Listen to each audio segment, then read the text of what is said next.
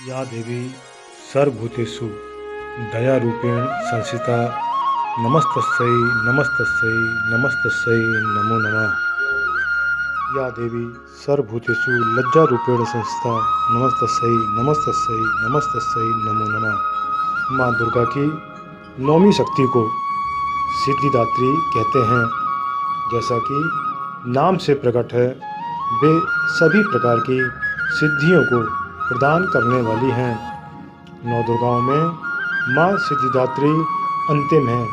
इनकी उपासना के बाद भक्तों की सभी मनोकामनाएं पूर्ण हो जाती हैं। देवी के लिए बनाए नैवेद्य की थाली में भोग का सामान रखकर प्रार्थना करनी चाहिए कि हे माता, आप हम सभी का कल्याण करें। ओम जयंती मंगला काली भद्रकाली कपालिनी दुर्गा क्षमा सेवा धात्री स्वाहा स्वधा नमस्तुते। अचिंत्य रूप चरते सर्वशक्तु विनाशिनी रूपम देहि जयम देहि यशो देहि दुसो जहि। श्री दुर्गा सप्तशती में अभी तक आपने सुना किस तरह माँ भगवती और उनकी सहायक देवियों ने निशुंभ का वध किया। अब आगे शुंभ वध का वृतांत सुनिए। अपने भाई निशुंभ को मारा गया देख और सारी सेना का संहार होता देख शुंभ ने कुपित होकर देवी भवानी से कहा, अरे तू तो बल के अभिमान में आकर झूठ मूठ का घमंड दिखा रही है। तू बड़ी मानिनी बनी हुई है, किंतु दूसरी स्त्रियों के बल का सहारा लेकर लड़ती है। इस पर देवी ने कहा, अरे दुष्ट, मैं अकेली ही हूँ। इस संसार में मेरे सिवा दूसरी कौन है। देख, ये मेरी ही विभूतियाँ हैं, अतः मुझ में ही प्रवेश कर रही हैं।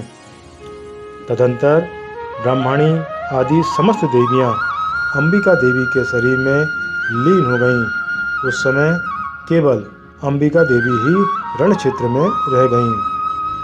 देवी ने कहा, मैं अपनी ऐश्वर्य शक्ति से अनेक रूपों में यहाँ उपस्थित हुई थी। उन सब रूपों को मैंने समेट लिया है। अब अकेली ही युद्ध में खड़ी हूँ। तुम भी स्थिर हो जाओ। तदंतर देवी और शुंभ में सब देवताओं और दानवों के देखते देखते ही भयंकर युद्ध छिड़ गया। बाणों की वर्षा और तीखे शस्त्रों एवं दारुण अस्त्रों के प्रहार के कारण उन दोनों का युद्ध सब लोगों के लिए बड़ा भयानक प्रतीत हुआ। युद्ध के दौरान अंबिका देवी ने जो सैकड़ों दिव्य अस्त्र छोड़े, उन्हें शुंभ ने उनके निवारक अस्त्रों द्वारा काट डाला। इसी प्रकार शुंभ ने भी जो दिव्य अस्त्र चलाए, उन्हें परमेश्वरी ने भयंकर हुंकार शब्द के उच्चारण आदि द्वारा खिलवाड़ में ही नष्ट कर दिया। तब उस असुर ने सैकड़ों बाणों से देवी को आच्छादित कर दिया। यह देख क्रोध में भरी हुई देवी ने भी बाण मारकर उसका धनुष काट डाला। धनुष कट जाने पर फिर दैत्यराज ने शक्ति हाथ में ले ली, किंतु देवी ने चक्र से उसके हाथ की शक्ति को भी काट गिराया। तत्पश्चात शुंभ ने 100 चांद वाली चमकती हुई ढाल और तलवार ले देवी पर हमला किया। उसके आते ही चंडिका ने अपने धनुष से छोड़े हुए तीखे बाणों द्वारा उसकी सूर्य किरणों के समान उज्ज्वल ढाल और तलवार काट डाली। इस तरह बहुत समय तक अंबिका के साथ शुंभ युद्ध करता रहा।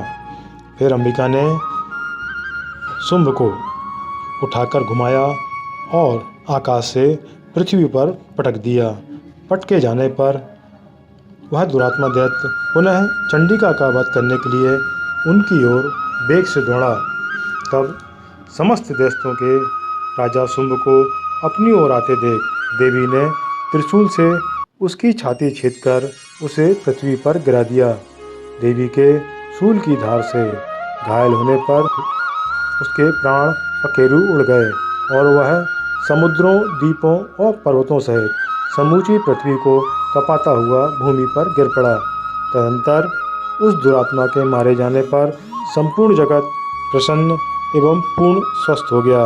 आकाश स्वच्छ दिखाई देने लगा। पहले जो उत्पात सूचक मेघ और उल्कापात होते थे वे सब शांत हो गए। उस दैत्य के मारे जाने पर नदियाँ भी ठीक मार्ग से बहने लगीं। शुंभ की मृत्यु के बाद संपूर्ण देवताओं का हृदय हर्ष से भर गया और गंधर्वगण मधुर गीत गाने लगे। अग्निशाला की बुझी हुई आग अपने आप प्रज्वलित हो उठी तथा संपूर्ण दिशाओं के भयंकर शब्द शांत हो गए। देवी के द्वारा महादैत्य शुंभ के मारे जाने पर इंद्र आदि देवता अग्नि को आगे करके उन कात्यायनी देवी की स्तुति करने लगे।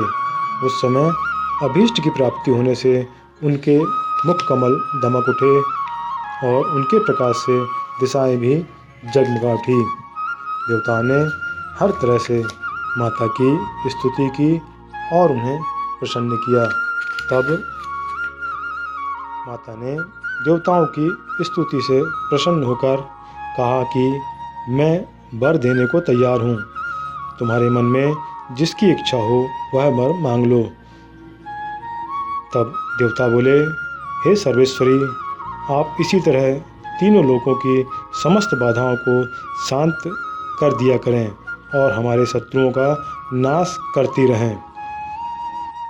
इस प्रकार माता भवानी ने देवताओं को आश्वस्त किया कि इस संसार में जब जब दानवी बाधा उपस्थित होगी तब तब वे अवतार लेकर शत्रुओं का संहार करती रहेंगी। जय माता दी।